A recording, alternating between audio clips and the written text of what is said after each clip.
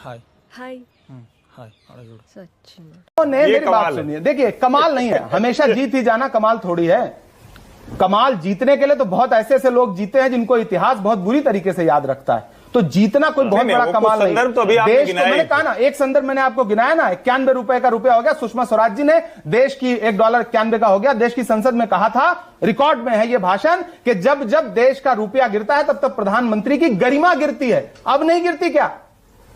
प्रधानमंत्री की उम्र के पार निकल गया रुपया, अब नहीं गिरती क्या? कोई सवाल नहीं पूछता, मीडिया सवाल नहीं पूछती। तब तो देश के बड़े बड़े सेलिब्रिटी ट्वीट करते थे कि शुक्र है मेरे अंडरवियर का नाम डॉलर नहीं है। होता था कि नहीं? तो ये होता था। आज यही नहीं, अभी और सुनिए। पत्थर रखना जो है गुनाह नहीं हो सकता, पत्थर मारना गुनाह है। ठीक है। अच्छा, तो पत्थर रख जो रहा है, उसको रखने जो दे रहा है, उस षड्यंत्र को जो ढक रहा है, बोल उस षड्यंत्र को जो रच रहा है और उस षड्यंत्र में जो शामिल है, वो सारे निर्दोष है। सारी गलती पुलिस की है। जरा तो गेम बजाना पड़े। सैयद जवाद जी, ये कौन लोग हैं जो हाथों में पत्थर देकर एक भीड़ को छोड़ देते हैं कि आप जाइए, उपद्रव कीजिए, हंगामा कीजिए, और आपके सामने जो भी आता है आप उसको मारिए, आप सरकारी संपत्ति को फूंक दीजिए, कोई तो रोकेगा ना इनको? मैं तुम्हें अभी समझाता हूँ। जी बहुत बहुत धन्यवाद सभी को, मेरा जय हिंद, जय संविधान। रोकने की जिम्मेदारी तो सरकारों की होती है।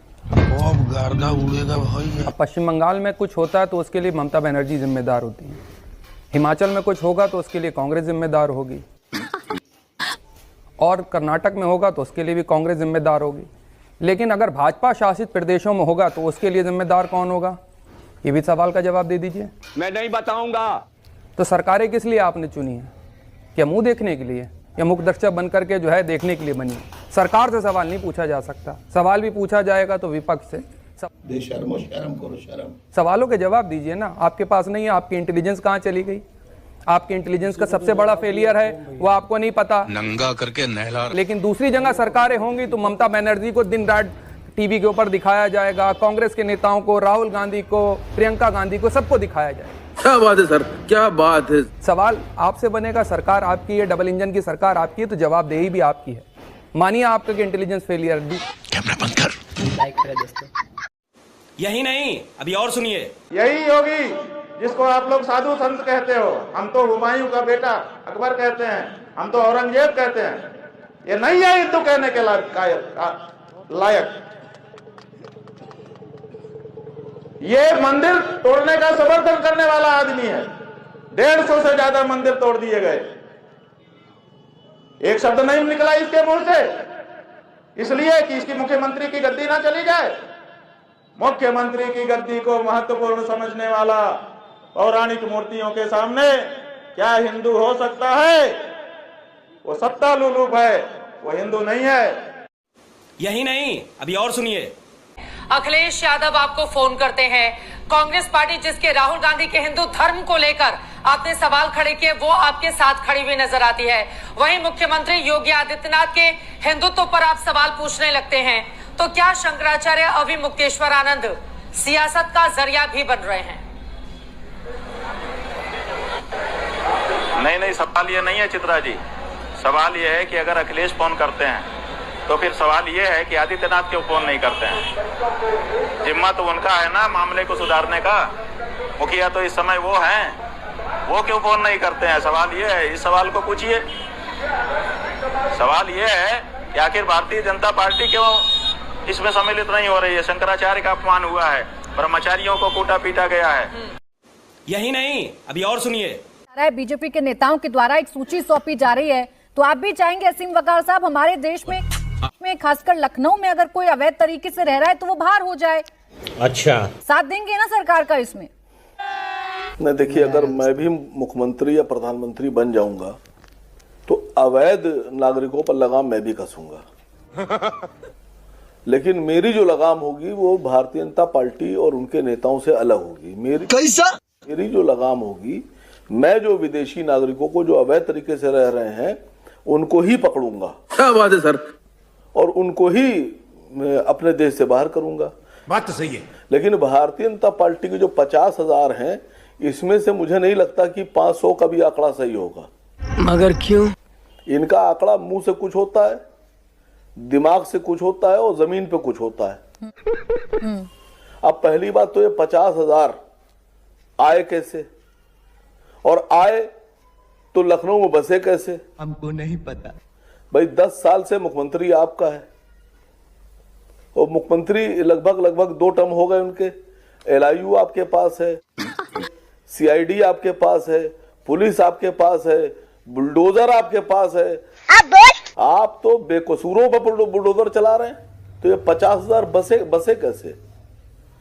मसला ये गलती किसकी? आसिम वक़ारी गलती तो है नहीं, इंडिया टीवी की गलती भी नहीं है, अजीज खान साहब की भी गलती नहीं है, गलती तो भारतीय जनता पार्टी की डायरेक्ट है। मुझे अपने घर जाना।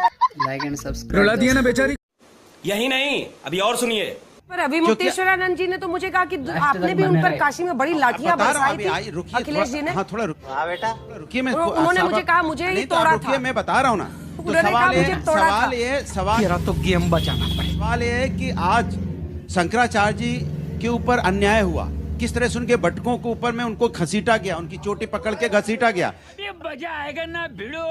तो सवाल ये है कि जब उनके ऊपर अन्याय हुआ, हम उनके साथ खड़े हैं, क्योंकि उनके साथ जिस तरह की मारपीट हुई है, क्या सनातन धर्म में किसी संत, साधु संत के साथ ऐसा होना चाहिए? और भारतीय जनता पार्टी जो बात करती है कि हम नहीं साधु संत का बहुत सम्मान करते, नहीं करती है। शर्म करो, शर्म। साधु संतों के सम्मान के लिए हम आज बीच में आके खड़े हैं कि संतों का सम्मान होना चाहिए, और वो तो क्या कह रहे हैं, अरे आपसे पुलिस वालों से गलती हो गई तो आके आप माफी मांग लें। बात तो सही है। क्या संत समाज से माफी मांगने में शर्म आ रही है? एक तरफ तो वहाँ एक तरफ जल्दी धीरे बोल रहे हैं। नहीं, आराम से बोल रहा हूँ। संत समाज की बात हो रही है, सनातन की बात हो रही है, हड़बड़ी क्यों है भाई?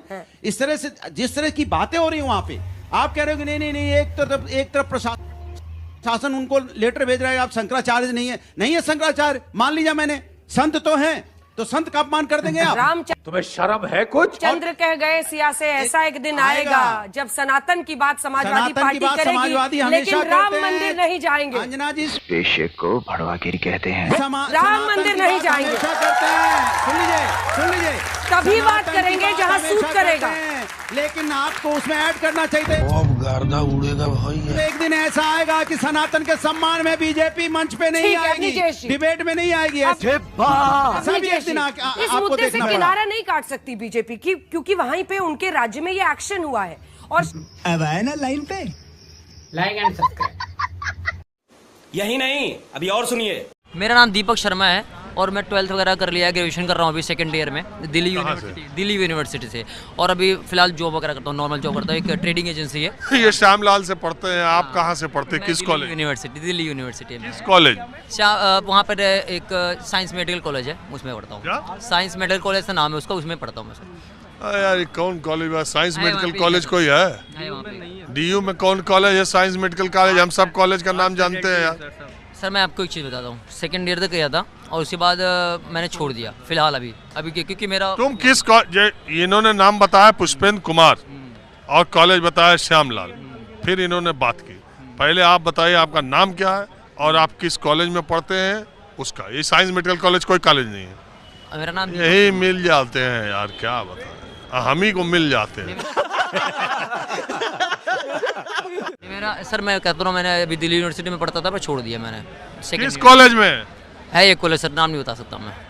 कि सर अभी बोल रहे थे वोट चोरी के लिए बोल रहे थे, तो मैं इसलिए इतने बोल रहा था, मैं इतने सारे डिटेल हो। सर ये कह रहे थे वोट चोरी वगैरह होता है कुछ ऐसा, तो वो मैं जानना चाहता कि वोट चोरी होती कैसे है, क्योंकि मैंने आज तक तो सुना नहीं। अरे जो राहुल गांधी प्रेस कॉन्फ्रेंस करते हैं वही बता रहे। वही हाँ बताइए ना सर। मैं ये कह रहा हूँ यार, तुम अपना मुद्दा बताओ पहले।